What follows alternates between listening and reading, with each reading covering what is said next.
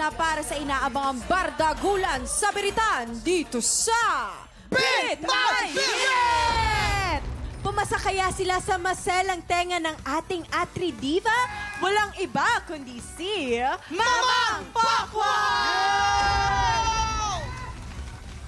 At syempre nandyan din si Kuya Nino para makisawsaw sa mga comments ni Mamang. Ba't kailangan nakaganon yung tuhod mo pag nagsasalita ka? Ba't kailangan nakaganon? Dahan-dahan sa Plangket, pagbaba. ano to, plangketa to? Ha? Para hindi ako matumba. Mamang, bilang madami ka nang naging concert, Mamang. Ah. Ano yung pwede mo kung ibigay na tips sa ating mga performer? Kailangan may microphone kayo. Yun, tama. At saka Ayun dapat todo ng reverb. Todo ng reverb. Ay, daya, may daya. Todo ng reverb. At saka bawal hingalin. No? At dapat impromptu kayo sa patuloy sa pagpapasaya ng tao para hindi ma-bored. Ito na po, kailangan na natin ang ating dalawang Resback Divas for today. Nag-trending ang kanyang unang pagsalang sa Beat My Birit kasama si Eric Santelices at Prima Biritera Hana. Ginalingan niya noon pero mas lalo pa niyang iaangat ang pagbirit ngayon. Mula sa Quezon, rumiresbak na si Antoinette Suayan. Sa kanyang unang pagtapak sa Beat My Birit, pinakitaan niya tayo ng maraming paandar. This time, nagbaon kaya siya ng mas bonggang pasabog mula sa Pampanga. Reresbak na si Lorenzo Valino III. Tatanungin muna namin kayo, para kanino kayo bumibirit at ano ang mensahe nyo sa isa't isa? Ako, bumibirit ako para sa pamilya ko at syempre sa bayan ng San Antonio. Alangan namang sa'yo, Ate Lorenzo. Ako, bumibirit ako para sa mga lalaki. Pang-aura. Pang-aura. Yun naman tama. Ay, ang saya! Good luck, Resback Divas! Heto na ang boses na kailangan yung tapatan. Prima Biritera! Reveal!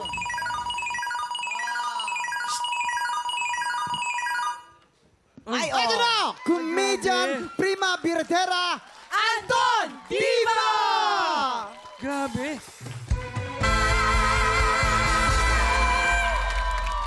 Naku po, Mamang! Kuya Onin, ano po ang masasabi ninyo? First of all, believe na believe ako sa kanilang dalawa na never say die na determinasyon. Yes! Kasi, di ba, eto sila ulit para ipakita kung gaano sila ka-talented. Hindi sila sumusuko, tiwarek, talagang ginawa nila ng talagang buong buo sa puso nila.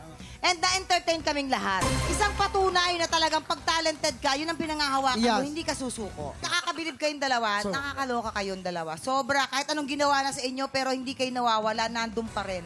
Kuya Onin, wala. masabi? Wala siya masabi. Wala na ako masabi. Sobrang galing.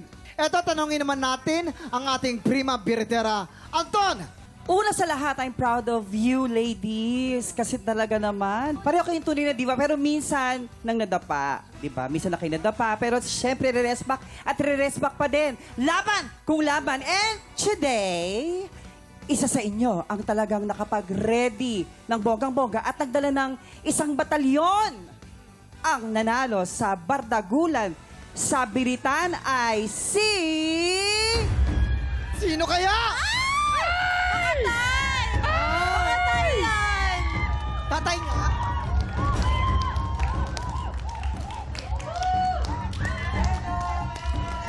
Ayan na.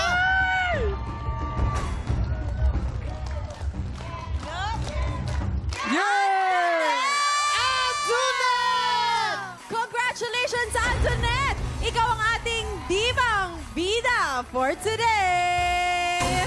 Congratulate din po natin ang mga bida ng Sparkle University!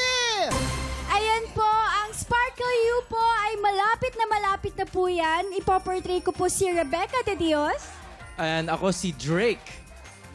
At ako po si Yam Agustin. Ako naman po si Yara. Ayan. Thank you. Maraming salamat, Shane, Abdul, Vanessa, and Lauren, and of course, Anton. Big Tropa, pinanood mo hanggang sa dulo itong video na ito. Abay, very good ka. For more happy time, watch more TikTok Lock videos on our official social media pages and subscribe to GMA Network official YouTube channel.